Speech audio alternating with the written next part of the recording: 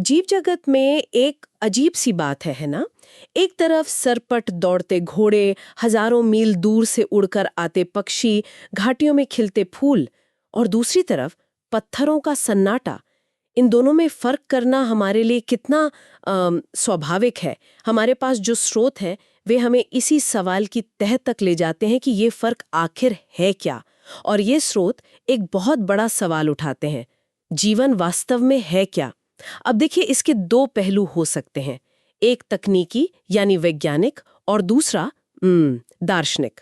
हम यहाँ दार्शनिक पहलू पर बात नहीं करेंगे कि जीवन का उद्देश्य क्या है, बल्कि हम विज्ञान के नजरिए से समझने की कोशिश करेंगे कि जीव क्या है।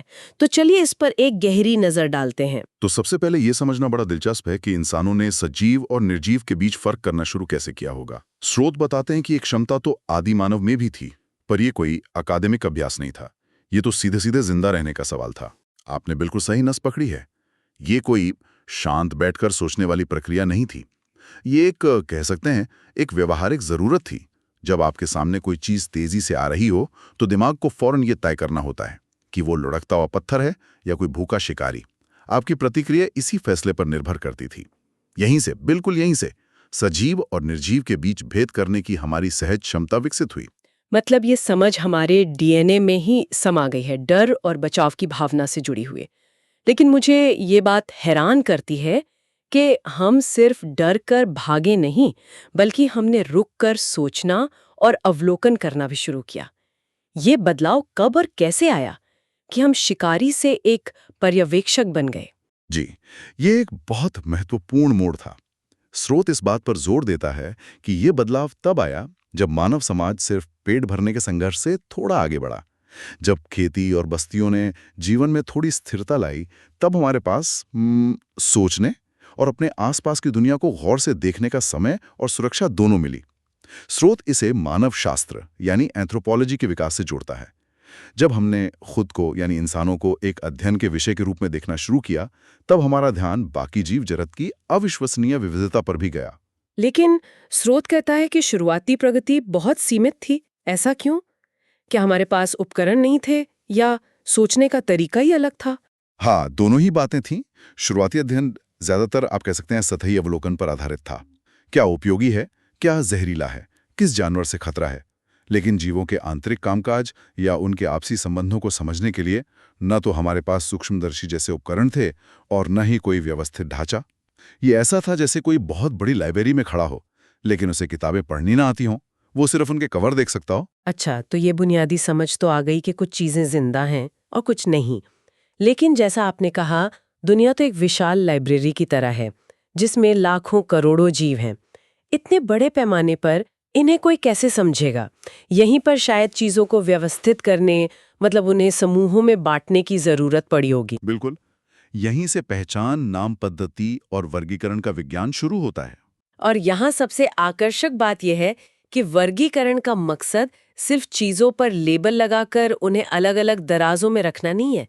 इसका असली उद्देश्य जीवों के बीच के संबंधों को पहचानना है। स्रोत में इसके लिए ऊर्ध्वाधर और क्षैतिज समानताओं जैसे शब्दों का इस्तेमाल किया गया है। ऊर्ध्वाधर और क्षैतिज, ये सुनने में थोड़ा जटिल लगता है। इसे आसान भाषा में कैसे समझ सकते हैं? इसे ऐसे समझिए, क्षैतिज वर्गीकरण का मतलब है आज के समय में मौजूद जीवों के बीच संबंध देखना।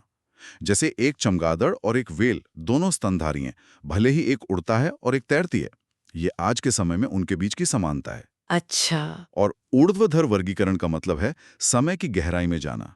यह देखना कि चमगादड़ और व्हेल दोनों के पूर्वज लाखों साल पहले जमीन पर रहने वाले एक ही जीव से कैसे विकसित हुए। तो एक आज का रिश्ता दिखाता है और दूसरा उनके साझा इतिहास और विकास की कहानी बताता है। ये तो बहुत दिलचस्प है। मतलब वर्गीकरण सिर्फ एक सूची नहीं, बल्कि पृथ्वी पर जीवन के विकास की पूरी कहानी है। लेकिन स्रोत में इस कहानी को लिखने के पीछे दो हैरान करने वाली वजह बताई गई हैं: मानवीय अहंकार और जैव विविधता के संरक्षण के लिए एक सांस्कृतिक आंदोलन। ये तो बड़ा अजीब मेल है, एक तरफ अहंकार और दूसरी तरफ बचाने की भावना। हाँ, पहली नजर में ये विरोधाभासी लगता है, लेकिन अगर हम गहराई में जाएं तो ये एक ही सिक्के के दो पहलू हैं। यहां पर अहंकार का मतलब घमंड नहीं है, इसका मतलब है ब्रह्मांड में अपनी जगह को समझने की हमारी गहरी इच्छा, ये जानने की तीव्र जिज्ञासा कि हम कौन हैं। और इस सवाल का जवाब पाने के लिए हमें ये जानना होगा कि हम बाकी सबसे कैसे जुड़े हैं और कैसे अलग हैं। हम इस पूरी कहानी में खुद को कहाँ पाते हैं। ये एक तरह की दार्शनिक खोज है। अच्छा, तो ये अपनी पहचान को लेकर एक तरह की जिज्ञासा है। लेकिन फिर इसमें संरक्षण का पहलू कहाँ से आता है? क्या हमारे बचाने के पीछे भी यही अहंकार छुपा है कि हम ही इस ग्रह के रखवाले हैं? तो आपने बहुत अच्छा सवाल पूछा। संरक्षण का पहलू इसी अहंकार या कहिए आत्म-जागरूकता से पैदा होता है। जब हम जीवन की इस विशाल विविधता और जटिलता को समझने लगते हैं तो हमें यह भी एहसास होता है कि ये कितनी नाजुक है। हमें पता चलता है कि हमारी अपनी गतिविधियों के कारण अनगिनत प्रजातियां हमेशा के लिए खत्म हो रही हैं। ये एहसास एक सांस्कृतिक आंदोलन को जन्म देता है जो कहता है कि इस अनमोल विरासत को खोने से पहले इसे समझना, इसका दस्तावेजीकरण करना और इसे बचाना हमारी जिम्मेदारी है। तो एक तरफ जानने की व्यक्तिगत इच्छा है और दूसरी तरफ बचाने की सामूहिक जिम्मेदारी। ये तो कमाल का नजरिया है। अब अगर हमें आधुनिक जीव विज्ञान को समझना है तो स्रोत में एक महान व्यक्तित्व का जिक्र बार बार आता है, अर्नस्ट मेयर। उन्हें 20वीं सदी का डार्विन भी कहा जाता है। ये तो बहुत बड़ी उपाधि है। डार्विन के बाद विकास का सिद्धांत तो पहले से ही था, तो मेयर को इतना ऊंचा दर्जा क्यों दिया गया? उन्होंने उस कहानी में ऐसा क्या नया जोड़ा जो पहले से मौजूद नहीं था? ये एक बेहतरीन सवाल है क्योंकि यही मेयर के योगदान के दिल तक ले जाता है। 1904 में जर्मनी में जन्मे मेयर ने जीव विज्ञान की दिशा ही बदल दी। देखिए, डार्विन ने हमें बताया था कि विकास होता है, जिसे उन्होंने प्राकृतिक चयन कहा। लेकिन डार्विन के समय में आनुवांशिकी यानी जेनेटिक्स की समझ नहीं थी। उन्हें यह नहीं पता था कि गुण एक पीढ़ी से दूसरी पीढ़ी तक कैसे जाते हैं। 20वीं सदी की शुरुआत तक जीव विज्ञान अलग अलग हिस्सों में बटा हुआ था। कुछ लोग जीवाश्मों का अध्ययन कर रहे थे, कुछ म्यूजियम में जानवरों का वर्गीकरण कर रहे थे और कुछ प्रयोगशालाओं में मटर के दानों पर प्रयोग कर रहे थे। ये सब अलग अलग दुनिया में काम कर रहे थे। और मेयर ने इन सबको जोड़ा। स्रोत में उनके काम के कई क्षेत्र बताए गए हैं: पक्षी विज्ञान, वर्गीकरण विज्ञान, प्राणी भूगोल, विकास। ये तो बहुत बड़ा दायरा है। एक मिनट, इनको थोड़ा समझते हैं। पक्षी विज्ञान तो हुआ पक्षियों का अध्ययन, और वर्गीकरण विज्ञान यानी जीवों को समूहों में बांटने का विज्ञान। पर ये प्राणी भूगोल क्या है? प्राणित भूगोल का मतलब है ये समझना कि जानवर दुनिया में कहाँ और क्यों पाए जाते हैं। जैसे कंगारू सिर्फ ऑस्ट्रेलिया में ही क्यों मिलते हैं, या पेंगुइन सिर्फ दक्षिणी गोलार्ध में ही क्यों हैं। मेयर ने इन सभी क्षेत्रों के ज्ञान को एक साथ मिलाया। उन्होंने विकास के सिद्धांत को आनुवांशिकी, वर्गीकरण और प्राणी भूगोल के साथ जोड़कर एक महासिद्धांत बनाया जिसे मॉडर्न एवोल्यूशनरी सिंथेसिस कहते हैं। उन्होंने जीव विज्ञान की बिखरी हुई कड़ियों को जोड़कर एक मजबूत जंजीर बना दी। वाह! तो उनका सबसे बड़ा और ठोस योगदान क्या था जिसने सब कुछ बदल दिया? स्रोत जाति विविधता की उत्पत्ति के सवाल पर जोर देता है। बिल्कुल, उनका सबसे क्रांतिकारी विचार था जैविक प्रजाति की अवधारणा, बायोलॉजिकल स्पीशीज कॉन्सेप्ट। मेयर से पहले वैज्ञानिक प्रजातियों को म्यूजियम में रखे नमूनों की तरह देखते थे, उनके रंग, आकार, चोंच की लंबाई के आधार पर। मेयर ने कहा, नहीं, जीवन म्यूजियम में नहीं, मैदान में है। उन्होंने असली सवाल पूछा, क्या ये दो पक्षी असली दुनिया में आपस में प्रजनन करके ऐसे बच्चे पैदा कर सकते हैं जो खुद भी आगे बच्चे पैदा करने में सक्षम हो? अच्छा, तो ये देखने के बजाय कि कोई जीव कैसा दिखता है, उन्होंने इस पर ध्यान केंद्रित किया कि वो क्या कर सकता है। एकदम सही। इसका सबसे अच्छा उदाहरण है घोड़ा और गधा। वे बच्चे पैदा कर सकते हैं, जिसे हम खच्चर कहते हैं, लेकिन खच्चर आगे प्रजनन नहीं कर सकता, वो बांझ होता है। इसलिए मेयर्स की परिभाषा के अनुसार घोड़े और गधे अलग अलग प्रजातियां हैं। इस एक विचार ने जीव विज्ञान को बंद कमरों से निकालकर असल दुनिया में ला खड़ा किया। इसने हमें समझाया कि नई प्रजातियां तब बनती हैं जब जीवों के समूह भौगोलिक रूप से एक दूसरे से इतने अलग हो जाते हैं कि वे आपस में प्रजनन करना बंद कर देते हैं, और समय के साथ आनुवांशिक रूप से इतने भिन्न हो जाते हैं कि फिर कभी प्रजनन नहीं कर पाते। ये तो सच में क्रांतिकारी बदलाव था, और जाहिर है उनके इस काम को दुनिया भर में पहचान भी मिली। स्रोत में जीव विज्ञान के 3 ताजों का जिक्र है। 1983 में बाल्जान प्राइज, 1998 में इंटरनेशनल प्राइज फॉर बायोलॉजी और 1999 में क्राफोर्ड प्राइज, ये सभी अपने क्षेत्र में नोबेल पुरस्कार के बराबर माने जाते हैं। और ये भी कमाल है कि वे 100 साल की उम्र तक जीवित रहे। हाँ, 1904 में जन्म और 2004 में निधन। उन्होंने न सिर्फ पूरी 20वीं सदी को अपनी आंखों से देखा, बल्कि उसके वैज्ञानिक विचार को आकार भी दिया। उनकी लंबी आयु ने उन्हें अपने विचारों को विकसित करने, उन्हें स्थापित करने और जीव विज्ञान को बदलते हुए देखने का पर्याप्त समय दिया। वह वास्तव में एक असाधारण व्यक्तित्व थे। तो आज की इस पूरी चर्चा का सार क्या निकलता है? हमने एक पत्थर और एक पक्षी के बीच फर्क करने की इंसान की आदिम क्षमता से शुरुआत की। फिर हमने देखा कि कैसे अपनी जगह को समझने के अहंकार और प्रकृति को बचाने की जिम्मेदारी ने हमें वर्गीकरण के विज्ञान की ओर धकेला। और अंत में हम अर्नस्ट मायर जैसे महान विचारक तक पहुंचे, जिन्होंने हमें सिखाया कि प्रजाति का असली मतलब क्या है। सही कहा आपने, ये पूरी यात्रा हमें दिखाती है कि जीवन क्या है। जैसे बड़े सवाल का जवाब एक वाक्य में नहीं दिया जा सकता।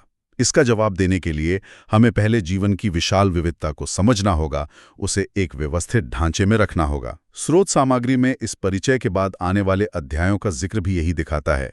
जीव जगत का वर्गीकरण, वनस्पति जगत, प्राणी जगत, ये जैव विविधता को समझने का एक नक्शा है जो मेयर जैसे लोगों ने हमारे लिए तैयार किया है। ये एक रोड मैप की तरह है। पहले बड़ा सवाल पूछो, फिर उसे समझने के लिए एक सिस्टम बनाओ और फिर उस सिस्टम का इस्तेमाल करके हर हिस्से को गहराई से देखो। बिल्कुल। और यह हमें उस विचारणीय प्रश्न पर वापस लाता है जिसके साथ हमने शुरुआत की थी। स्रोत ने तकनीकी सवाल, जीवन क्या है, को दार्शनिक सवाल, जीवन का उद्देश्य क्या है, से बड़ी सावधानी से अलग किया है। लेकिन क्या ये सच में इतने अलग हैं?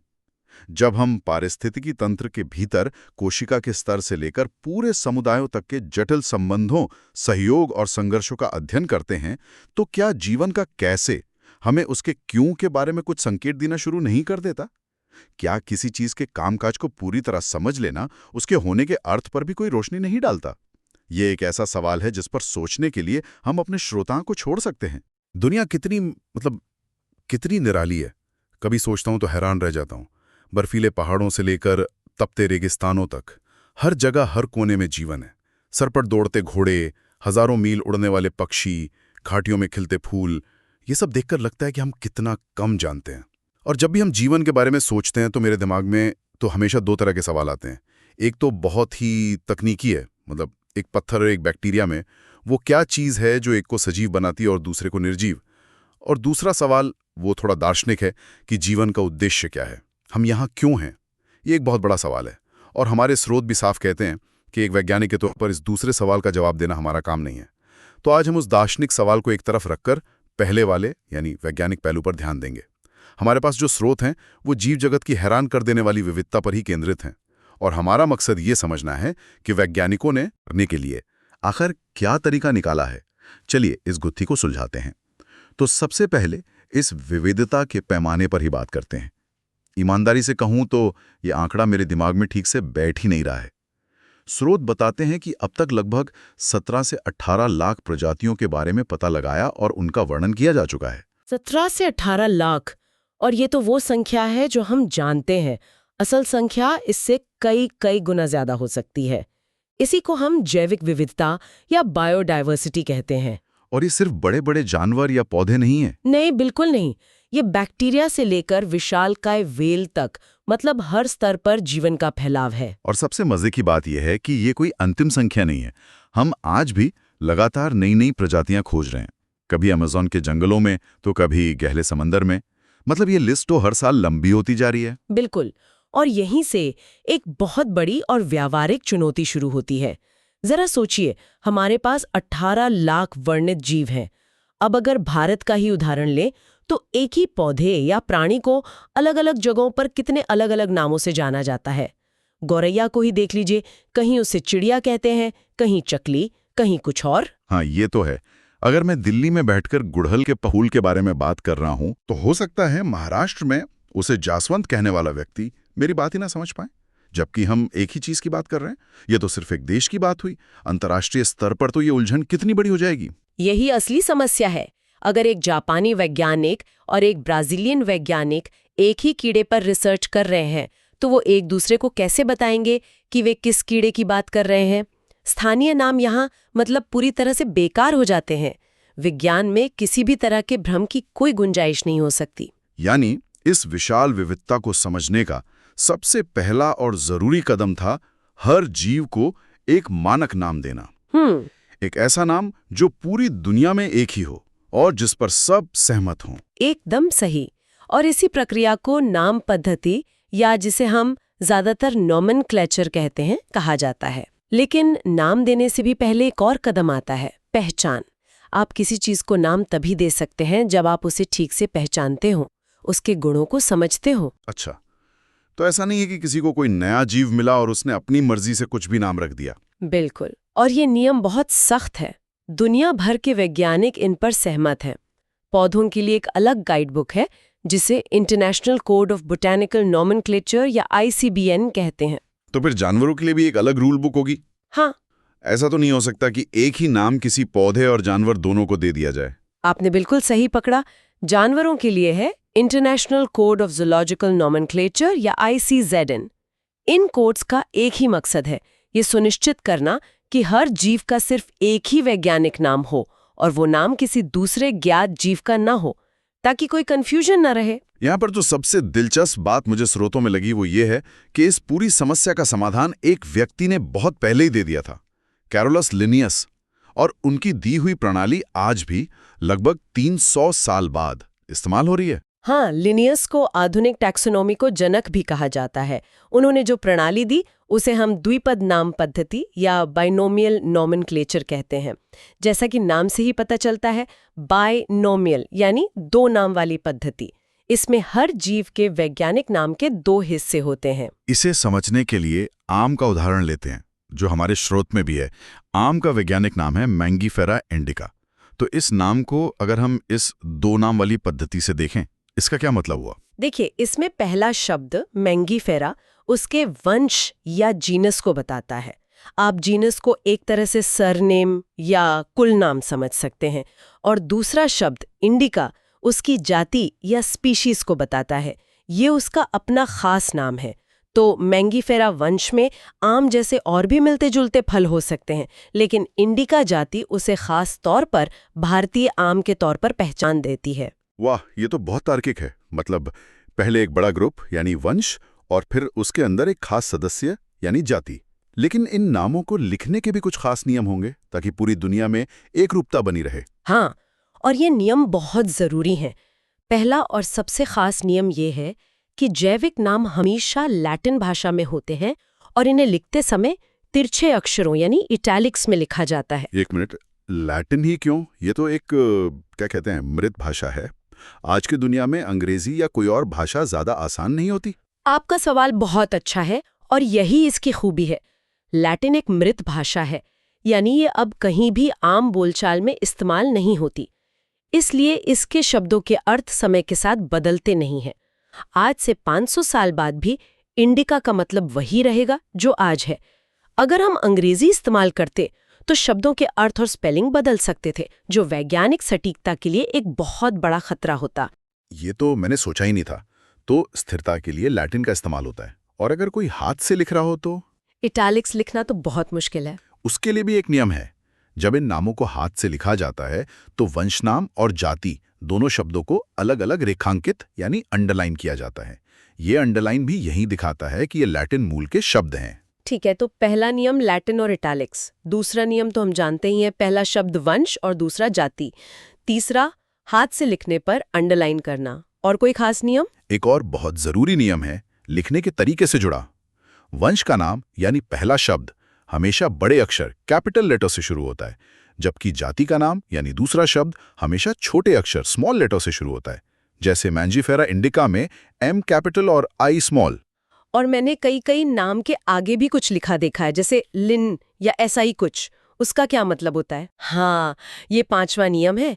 कभी कभी जाति के नाम के बाद उस वैज्ञानिक का नाम संक्षेप में लिखा जाता है जिसने सबसे पहले उस प्रजाति का सही वर्णन किया था। जैसे आम के मामले में इसे मैंगीफेरा इंडिका लिन लिखा जाता है। ये लिन कैरोलस लिनियस के सम्मान में है। ये एक तरह से उस खोज को क्रेडिट देना है। वाह, ये तो बहुत ही व्यवस्थित तरीका है। तो हर जीव का एक अनोखा 2 भाग वाला वैज्ञानिक नाम है। लेकिन सिर्फ नाम दे देने से तो काम नहीं चलेगा, है ना? 18 लाख नामों की लिस्ट तो एक फोन बुक से भी कहीं ज्यादा बड़ी और अव्यवस्थित होगी। इसे कोई कैसे समझेगा? बिल्कुल सही पॉइंट पर आए आप। यहीं पर वर्गीकरण या क्लासिफिकेशन की जरूरत पड़ती है।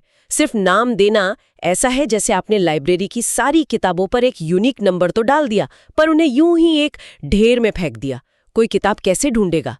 वर्गीकरण का मतलब है उन किताबों को विषय के अनुसार अलग-अलग शेल्फ में लगाना। हमारे स्रोत में एक बहुत अच्छा उदाहरण दिया है। जैसे ही हम कुत्ता शब्द बोलते हैं, हमारे दिमाग में तुरंत एक खास जानवर की छवि बनती है। 4 पैर, एक पूंछ, भौंकने वाला। हमारे दिमाग में बिल्ली या गाय की छवि नहीं बनती। सही है। इसका मतलब है कि हमारे दिमाग ने अनजाने में ही कुत्तों को एक अलग कैटेगरी में रख दिया है। इसी तरह अगर हम स्तनधारी या मैमल कहें, तो हमारे मन में ऐसे जीवों का समूह आता है जिनके शरीर पर बाल होते हैं और जो अपने बच्चों को दूध पिलाते हैं। इस कैटेगरी में कुत्ता, बिल्ली, गाय और इंसान सब आ जाते हैं। हमने कुछ साझा गुणों के आधार पर उन्हें एक बड़े समूह में रख दिया। तो इन समूहों या कैटेगरीज के लिए ही वैज्ञानिक शब्दावली टैक्सा है। सही कह रहा हूं? एकदम सही। टैक्सा किसी भी स्तर पर एक वर्गीकरण समूह को दर्शा सकता है। पौधे एक बहुत बड़ा टैक्सा है, लेकिन उसके अंदर गेहूं भी एक टैक्सा है। इसी तरह जंतु एक टैक्सा है, उसके अंदर स्तनधारी भी एक टैक्सा है और उसके अंदर कुत्ता भी एक टैक्सा है।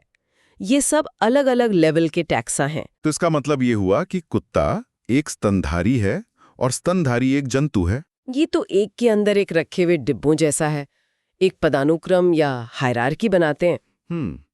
पर सवाल यह है कि ये समूह बनाए कैसे जाते हैं? क्या सिर्फ बाहर से देखकर कि किसके 4 पैर हैं और किसके पंख? शुरुआती दिनों में ऐसा ही होता था। वर्गीकरण सिर्फ बाहरी रूप, रंग या कुछ आसानी से दिखने वाले गुणों पर आधारित था। लेकिन आज का जो आधुनिक वर्गीकरण है, वो इससे कहीं ज्यादा गहरा और वैज्ञानिक है। मतलब अब हम सिर्फ सतह नहीं देखते, बल्कि और गहराई में जाते हैं। हाँ, अब वर्गीकरण के लिए जीवों की बाहरी और आंतरिक रचना, उनकी कोशिकाओं की बनावट कैसी है, भ्रूण अवस्था में उनका विकास कैसे होता है, और सबसे जरूरी उनकी पारिस्थितिक जानकारी, मतलब वो अपने पर्यावरण के साथ कैसे रहते हैं, इन सब बातों का अध्ययन किया जाता है। डीएनए टेक्नोलॉजी आने के बाद तो इसमें क्रांति ही आ गई है।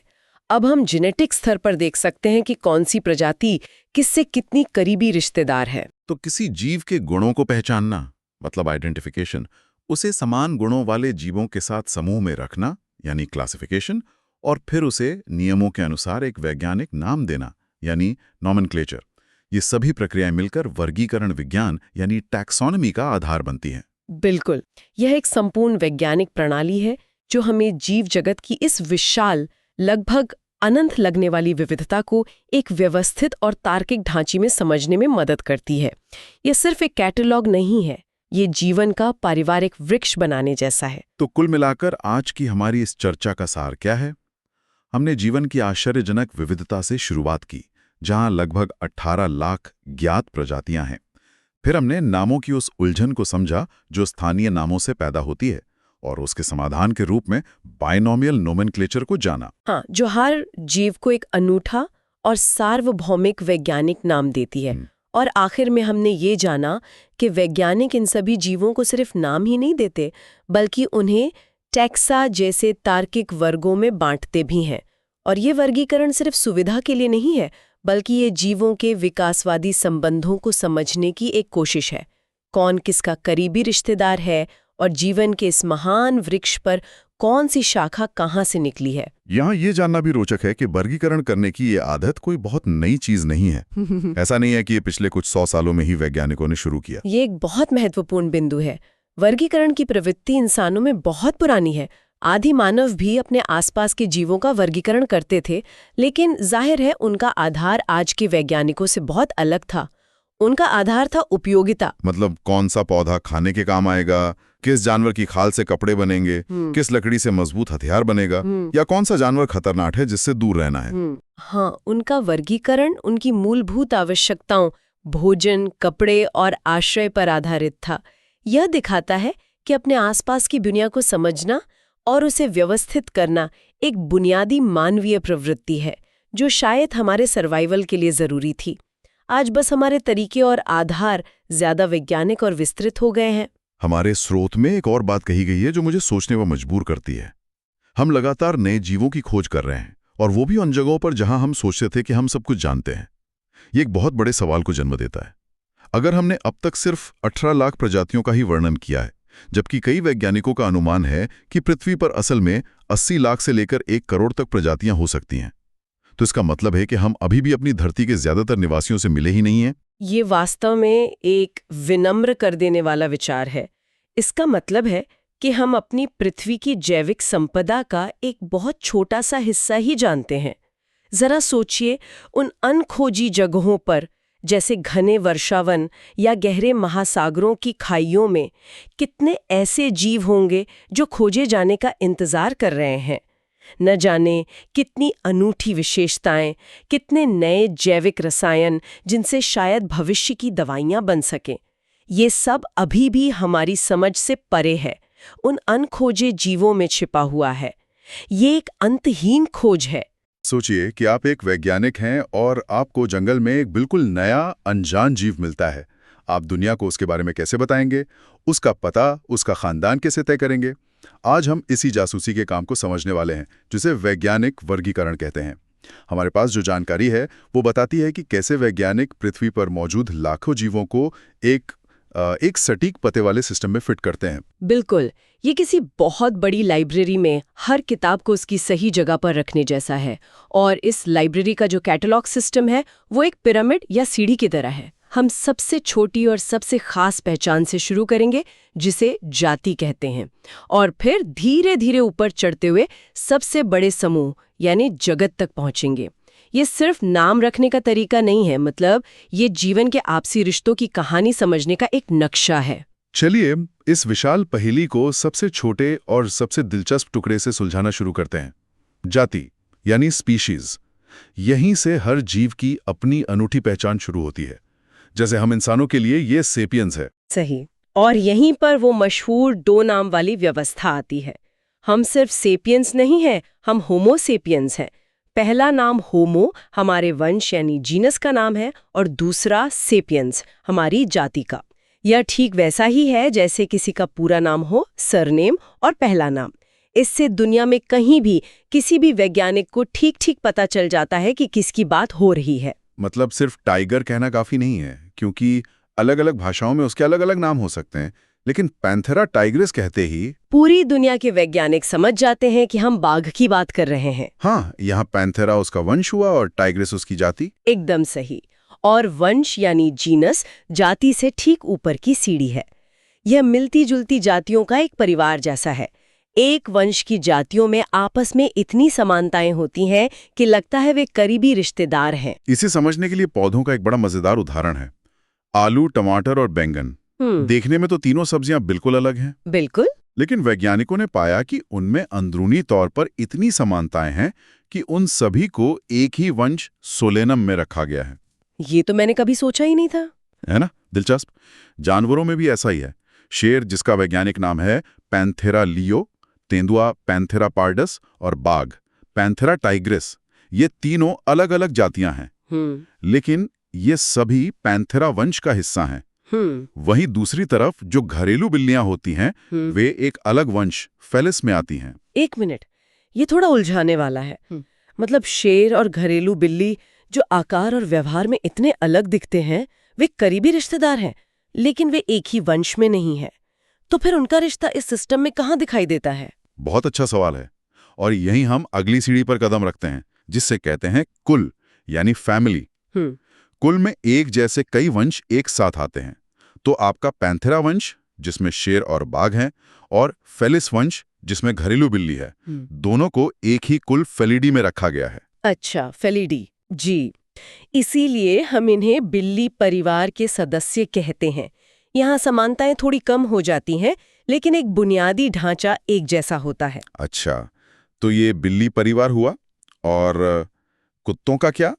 वे भी तो शिकार करते हैं, उनमें भी तेज दांत होते हैं। कुत्ते एक अलग कुल कैनिडी से आते हैं। कैनिडी? हाँ, अगर आप एक बिल्ली और एक कुत्ते को देखें तो आपको कुछ समानताएं दिखेंगी, पर विभिन्नताएं ज्यादा हैं। उनकी खोपड़ी की बनावट, पंजों का डिजाइन, ये सब अलग है। इसीलिए उन्हें दो अलग-अलग कुलों में रखा गया है। ठीक है, तो बिल्लियां और कुत्ते अलग अलग परिवारों से हैं, लेकिन हम सब जानते हैं कि दोनों हैं तो मांसाहारी ही। क्या इस बड़ी समानता का भी कोई मतलब है इस सिस्टम में? बिल्कुल, और यहीं से ये सिस्टम और भी ज्यादा शक्तिशाली हो जाता है।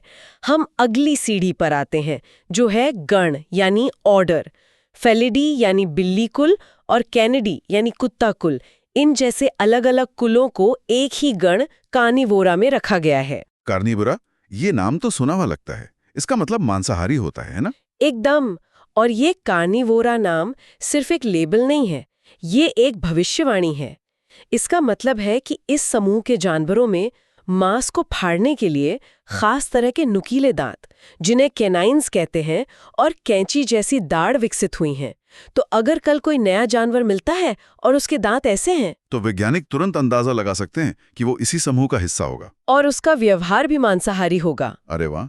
ये सिस्टम हमें प्रकृति के छुपे हुए नियमों को समझने में मदद करता है। ये तो सच में जासूसी जैसा ही है। मतलब आप सिर्फ एक सुराग जैसे दांत देखकर उस जीव के बारे में बहुत कुछ बता सकते हैं। क्या पौधों में भी ऐसा ही कुछ होता है? हाँ, पौधों में भी। मान लीजिए दो अलग-अलग परिवार के पौधे हैं, जैसे एक में आलू टमाटर आते हैं और दूसरे में शकरकंद। लेकिन अगर उनके फूलों की बनावट में कोई गहरी बुनियादी समानता है, तो वैज्ञानिक उन्हें एक ही बड़े समूह यानी गण में रख देते हैं। यहाँ भी एक खास गुण ने उन्हें एक बड़े समूह में जोड़ दिया। मतलब जटिल नामों में जाने की बजाय बस ये समझना जरूरी है कि सिद्धांत वही रहता है। समझ गया। तो अब हम जाति, वंश, कुल और गण तक आ गए हैं। इस सीढ़ी पर और ऊपर क्या है? मतलब एक कुत्ता और एक बाघ दोनों कार्निवोरा गण में है, लेकिन एक बाघ और एक बंदर में क्या समानता है? वे तो दुनिया के दो अलग-अलग कोनों जैसे लगते हैं। यहीं पर तस्वीर और बड़ी हो जाती है। गण से ऊपर आता है वर्ग यानी क्लास। आपका कार्निवोरा गण, जिसमें बाघ और कुत्ता है, और प्राइमेट्स गण, जिसमें बंदर, गोरिल्ला और हम इंसान आते हैं।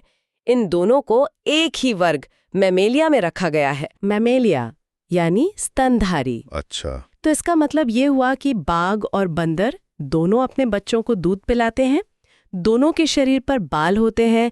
ये वो बड़ी समानताएं हैं जो उन्हें एक ही वर्ग में रखती हैं, भले ही उनका रहन सहन और खान पान बिल्कुल अलग हो। बिल्कुल सही पकड़ा। अब हम बहुत ही बुनियादी समानताओं को देख रहे हैं। और ऊपर जाएं तो अगली श्रेणी है संघ यानी फाइलम। यहाँ और भी ज्यादा विविधता वाले जीवों को एक साथ रखा जाता है, सिर्फ कुछ बेहद मौलिक समानताओं के आधार पर। जैसे कि कॉर्डेटा संघ।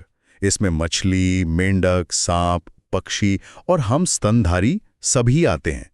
इन सब में एक चीज समान है, जीवन के किसी न किसी पड़ाव पर इन सब में एक पृष्ठ रज्जु या नोटोकॉर्ड होती है। पृष्ठ रज्जु, ये तो काफी भारी भरकम शब्द है। इसे आप जीवन के शुरुआती दौर में शरीर के बीच बनने वाली एक तरह की लचीली रॉड समझ सकते हैं, या कह सकते हैं रीढ़ की हड्डी का शुरुआती ढांचा। बाद में यही विकसित होकर रीढ़ की हड्डी बनती है। अच्छा, तो इसी एक बुनियादी समानता ने इन सबको, चाहे वो पानी में रहने वाली मछली हो या हवा में उड़ने वाला पक्षी या हम इंसान, एक ही बड़े समूह कॉर्डेटा में जोड़ दिया है। कमाल है। मतलब हम सब में, यहाँ तक कि एक छोटी सी मछली में भी एक बहुत ही पुराना और बुनियादी शारीरिक डिजाइन साझा है। हाँ, और इस सीढ़ी का सबसे ऊपरी पायदान क्या है? सबसे ऊपर है जगत यानी किंगडम। ये सबसे बड़ा और सबसे व्यापक वर्गीकरण है। कॉर्डेटा जैसे सभी संघों को मिलाकर एक जगत बनता है, एनिमिलिया यानी जंतु जगत। इसी तरह सभी पौधों को प्लांटी जगत में रखा गया है। ये बस यह बताता है कि कोई जीव जंतु है, पौधा है या कुछ और। तो पूरा क्रम हुआ जाति, वंश, कुल, गण, वर्ग, संघ और जगत। और जैसे जैसे हम इस सीढ़ी पर ऊपर चढ़ते हैं, जीवों के बीच समानताएं कम होती जाती हैं। हाँ, लेकिन जो समानताएं बचती हैं वो बहुत ही गहरी और मौलिक होती हैं। बिल्कुल। निचले स्तर पर संबंध तय करना आसान है, लेकिन जैसे जैसे हम ऊपर जाते हैं ये काम ज्यादा जटिल हो जाता है। एक कुत्ते और एक शेर में समानता खोजना दो अलग अलग नस्ल के कुत्तों में समानता खोजने से कहीं ज्यादा मुश्किल है। चलिए इस पूरे सिस्टम को परखने के लिए दो एकदम अलग जीवों को लेते हैं, हम इंसान और एक घरेलू मक्खी। दोनों जीव हैं, दोनों चलते फिरते हैं। देखते हैं कि इस वर्गीकरण के नक्शे पर हमारी और उसकी राहें कहाँ मिलती हैं और कहाँ अलग हो जाती हैं। ये एक बेहतरीन उदाहरण है। तो चलिए शुरू करते हैं। सबसे ऊपर जगत के स्तर पर हम दोनों एक ही टीम में हैं। एनिमेलिया जगत, हम दोनों जंतु हैं। ठीक है, तो शुरुआत तो एक साथ हुई, उसके बाद क्या होता है? इसके ठीक बाद हमारी राहें हमेशा के लिए अलग हो जाती हैं। हमारा संघ है कॉर्डेंटा, क्योंकि हममें रीढ़ की हड्डी वाला ढांचा है। मक्खी का संघ आर्थ्रोपोडा है, जिसका मतलब है जोड़ पैर वाले जीव। ये कीड़े मकोड़ों, मकड़ियों और केंकड़ों का समूह है जिनका शरीर बाहर से एक कठोर कवच से ढका होता है। ओहो, यहीं से विकास की कहानी दो बिल्कुल अलग दिशाओं में चली जाती है। मतलब एक में अंदरूनी ढांचा यानी हड्डियां हैं और दूसरे में बाहरी ढांचा, कवच। यहीं पर सबसे बड़ा फर्क आ गया, और इसके बाद तो सब कुछ अलग ही होगा। सब कुछ। हमारा वर्ग मैमेलिया यानी स्तनधारी है। मक्खी का वर्ग है इंसेक्टा यानी कीट। राइट। हमारा गढ़ प्राइमेट है। मक्खी का गढ़ डिप्टेरा है, जिसका मतलब होता है दो पंखों वाले। और नीचे जाते जाते तो कुल, वंश और जाति के स्तर पर हम एक दूसरे से मीलों दूर हो जाते हैं। हमारा वंश होमो है, मक्खी का मस्का। हमारी जाति सैपियंस है, उसकी डोमेस्टिका। ये तुलना तो इस सिस्टम की ताकत को दिखाती है। ये हमें सिर्फ ये नहीं बताता कि हम मक्खी से अलग हैं, बल्कि ये भी बताता है कि हम विकास की राह पर ठीक किस मोड़ पर अलग हुए थे। तो अगली बार जब कोई हमें जानवर कहकर बुलाए तो हम कह सकते हैं, हाँ, तकनीकी रूप से तुम सही हो, हम एनिमेलिया जगत का ही हिस्सा हैं। बिल्कुल। और ये सिस्टम सिर्फ जानवरों पर ही लागू नहीं होता, पौधों में भी यही गहराई है। एक आम का पेड़ और एक गेहूं का पौधा लीजिए, दोनों प्लांटी जगत में हैं, दोनों फूल वाले पौधे हैं, लेकिन उसके बाद उनका वर्गीकरण दिखाता है कि वे कितने अलग हैं। कैसे? आम द्विबीजपत्री वर्ग में है, मतलब उसके बीज में दो दालें होती हैं। गेहूं एक बीजपत्री वर्ग में है, यानी उसके बीज में एक ही दाना होता है। ये एक छोटा सा फर्क उनके पूरे विकास की कहानी को अलग कर देता है। तो आज की इस चर्चा का सार ये है कि वर्गीकरण की ये प्रणाली सिर्फ जीवों को डिब्बों में बंद करने का तरीका नहीं है। यह पृथ्वी पर जीवन के विकास की करोड़ों साल पुरानी कहानी को पढ़ने का एक तरीका है। यह एक नक्शा है जो बताता है कि कौन सा जीव किससे कितना संबंधित है और उनकी साझा विरासत क्या है। और अंत में एक विचार। स्रोत में ये भी बताया गया है कि वैज्ञानिक कभी-कभी चीजों को और सटीक बनाने के लिए इन श्रेणियों के बीच उप श्रेणियां भी बना देते हैं, जैसे उपकुल या उपगण। इससे एक महत्वपूर्ण सवाल उठता है, क्या ये प्रणाली प्रकृति की असली तस्वीर है, या ये एक जटिल हकीकत को समझने के लिए इंसान का बनाया हुआ एक औजार है जो लगातार बदल रहा है? और तब क्या होता है जब कोई नई खोज, जैसे कोई नया जीवाश्म या डीएनए का सबूत किसी जीव के स्थापित वर्गीकरण को चुनौती देता है? ये हमें याद दिलाता है कि विज्ञान एक तयशुदा किताब नहीं, बल्कि एक लगातार चलने वाली खोज है।